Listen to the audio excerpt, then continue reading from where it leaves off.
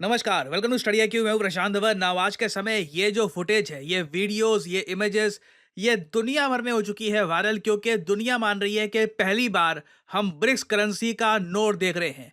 और ये नोट खुद व्लादिमीर पुतिन पकड़कर घूम रहे थे ब्रिक्स समिट के दौरान। ये जो वीडियो है ये मैं आपको दिखाना चाहता हूँ। नाउ यहाँ पे आप देख पाएंगे, ये आपको दिख जाएंगे व्लादिमीर पुतिन।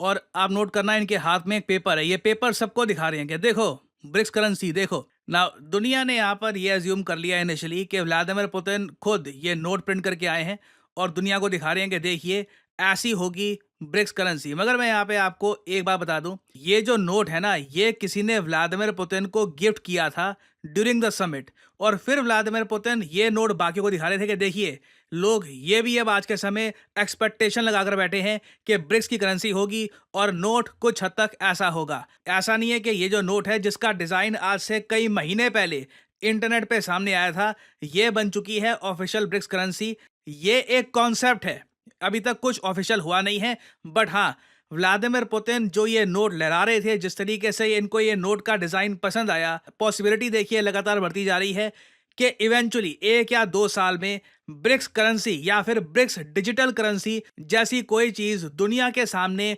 जरूर आएगी।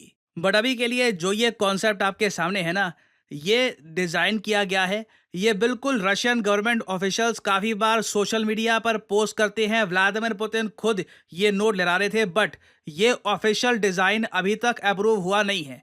इधर आप देख पाओगे जो 5 मेन ओरिजिनल मेंबर हैं ब्रिक्स के, उनके झंडे यहाँ पे आपको दिख जाएंगे, ब्राजील। और साथ ही साथ उस कंट्री का जो बहुत ही फेमस या तो वर्ल्ड वंडर है या फिर सबसे फेमस जो मॉन्यूमेंट है, वो भी उस झंडे के पीछे लगाया गया है। फॉर एग्जांपल यहाँ पे ब्राजील का क्राइस्ट द रिडीमर, यहाँ पे रशिया का क्रेमलिन आप देख पाएंगे। इंडिया की तरफ से यहाँ पे ताजमहल आपको दिख जाएगा। हालांकि कुछ लोग सोशल मीडिया पर ये भी कह रहे थे कि जब ऐसा नोट बनेगा तो इंडिया को ताजमहल की जगह परहैप्स कोई और मॉन्यूमेंट प्रेजेंट करना चाहिए। बट डिपेंड करता है यहाँ पर भारत सरकार क्या सोचती है। क्या हम यहाँ पर ताजमहल को प्रेजेंट करेंगे या फिर इंडिया में वेरियस और मॉन्यूमेंट्स हैं, वो यहाँ पर इंडिया को करेगी represent. That will be interesting to see. और क्लियरली अगर चाइना का यहाँ पर कंट्रीब्यूशन होता ना, तो यहाँ पर सिर्फ ड्रैगन ना होता, पक्का वो लोग ग्रेट वॉल ऑफ चाइना को पीछे लगाते, जो यहाँ पे आपको नहीं दिख रही। और साउथ अफ्रीका में आप देख पाओगे जो स्लेवरी के अगेंस्ट इस कंट्री ने संघर्ष किया है, उससे रिलेटेड एक मॉन्यूमेंट आपको दिख जाएगा।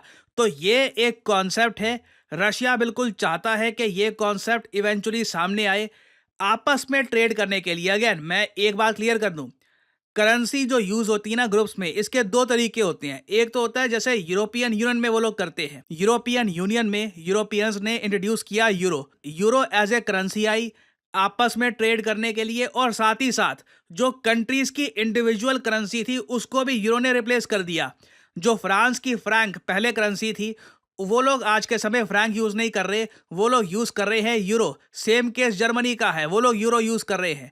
नाउ क्या हम यहाँ पे ये सोच सकते हैं कि जिस तरीके से भारत में अभी हम रुपये यूज कर रहे हैं, चाइना में यूज हो रहा है युआन या फिर रनमिनबी आप कह सकते हैं, रशिया में रूबल, क्या इसी तरीके से हम लोग ब्रिक्स करेंसी यूज कर रहे होंगे? अभी तक दूर दूर से ऐसा कोई भी प्रपोजल नहीं है। एट मैक्स देखिए क्या होगा कि अगर ब्रिक्स कंट्रीज को आपस में ट्रेड करना है, इंडिया को ट्रेड करना है रशिया से, रशिया को ट्रेड करना है चाइना से, साउथ अफ्रीका को ट्रेड करना है ब्राजील से, तो ये सब कंट्रीज क्या कर सकती हैं कि अपनी लोकल करेंसी ये कन्वर्ट कर सकती है। ये भी मैं आपको बता रहा हूं फ्यूचर कॉन्सेप्ट की, अभी इस पर भी सहमति नहीं बनी है।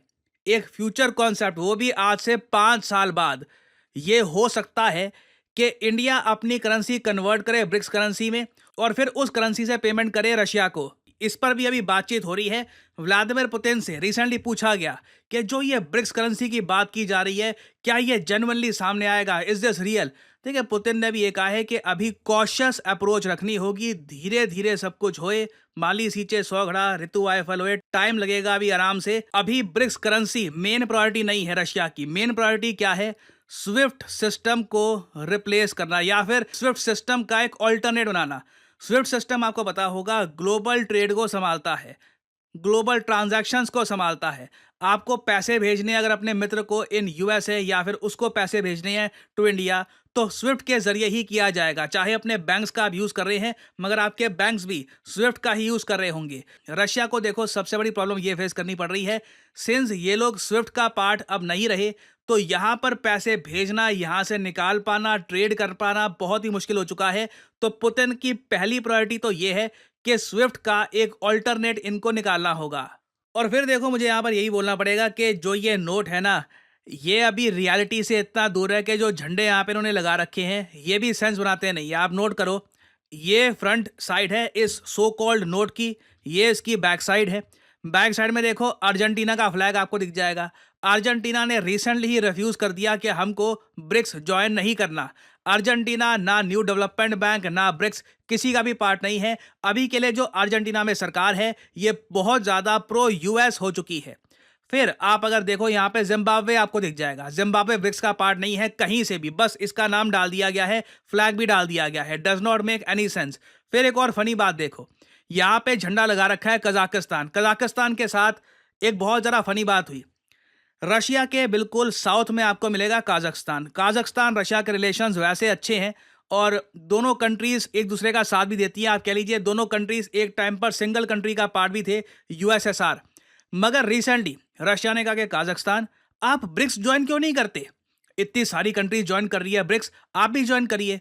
काजाख्स्तान ने मना कर दिया और रशिया ने गुस्से में आकर क्या किया कि जो एग्रो प्रोडक्ट्स ये परचेज करते थे फ्रॉम काजाख्स्तान, फ्लावर्स, फूल, सब्जियां, ये गुस्से में आकर रशिया ने काजाख्स्तान की बैन कर दी। इधर आप देख पाओगे काजाख्स्तान ने मना कर दिया कि हमको ब्रिक्स ज्वाइन नहीं करना। बताया जा रहा है काजाख्स्तान में जो करंट गवर्नमेंट है ये यूएस प्रेशर के अंडर अभी ये डिसीजन नहीं ले पा रही, तो ये वेट करना चाहते हैं। तो रशिया बहुत ज़्यादा गुस्सा हो गया। पीव्ड रशिया इम्पोजेस इम्पोर्ट कर्व्स। तो अब ये तो हाल है देखिए काजाख्स्तान का। अब क्या सोचकर जिसने भी डिज़ाइन बनाया है ये नोट का, इसने काजाख्स्तान का झंडा यहाँ पे डाल रखा है। तो अगर जियोपॉलिटिक्स की बेसिक भी अंडरस्टैंडिंग है ना आपको, आप ये नोट देख के थोड़ा सा हंस देंगे। और अभी व्लादिमीर पुतिन भी जो ये नोट लहरा रहे थे ना, ये मैं कहूँगा एक जेस्चर है कि फ्यूचर में इसके बारे में हम सोच सकते हैं। अभी के लिए ये कॉन्सेप्ट भी मुझे लगता नहीं है कि कोई एक्सेप्ट करेगा। ना झंडे यहाँ पर कोई सेंस बनाते हैं, ना लैंग्वेजेस, बहुत सारी गलतियाँ भी हैं यहाँ पर।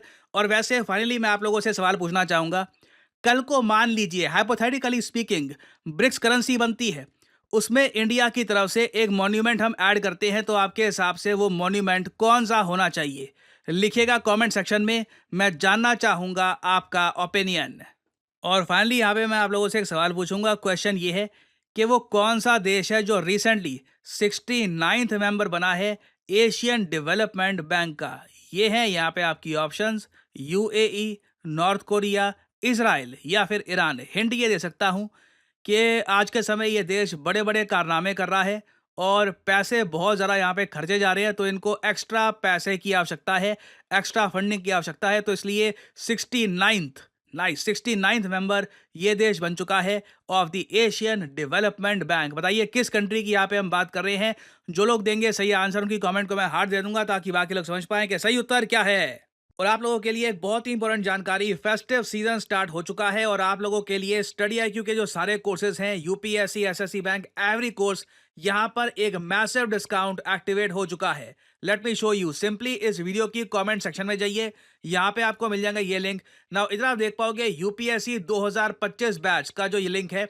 यूजुअली इस कोर्स का प्राइस हुआ करता था 26,000, कोड डिस्काउंट लगाने के बाद ये 20,000 के आसपास हुआ करता था। यहाँ पे आप देखोगे आज के समय अगर आप यहाँ पर यूज करते हैं कोड PD10 तो प्राइसेस बहुत ज़्यादा गिर जाएंगे। 19,000 में आप 2025 का P2I बैच कर सकते हैं परचेज। मैं यहाँ पे आपको याद दिला दूं, P2I हम इसको इसलिए कहते हैं क्योंकि यहाँ पे आपको प्रीलिम्स, मेंस और इंटरव्यू तीनों की तैयारी कराई जाती है यहाँ पे आपको। और उसके अलावा आप अगर 2026 का बैच देखोगे तो यहाँ पे कमेंट सेक्शन में जो ये लिंक है यूपीएससी 2026, इस पे आप क्लिक करेंगे तो आपके सामने ये पेज खुल जाएगा। बाय द वे अगर आप मोबाइल फोन पे हैं, स्टडी आईक्यू की ऐप डाउनलोड कर सकते हैं आप, and then you can open the link.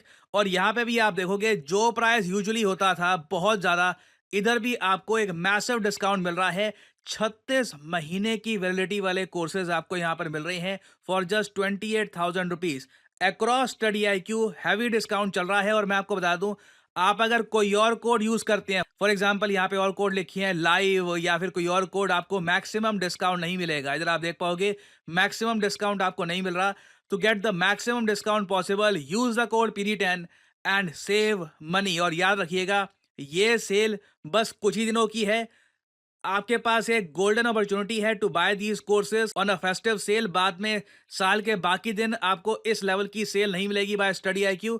So use करिए code PD10 and save money. So इसी नोट के साथ ये है वीडियो का अंत। Thank you for listening and as I always say, may the gods watch over you.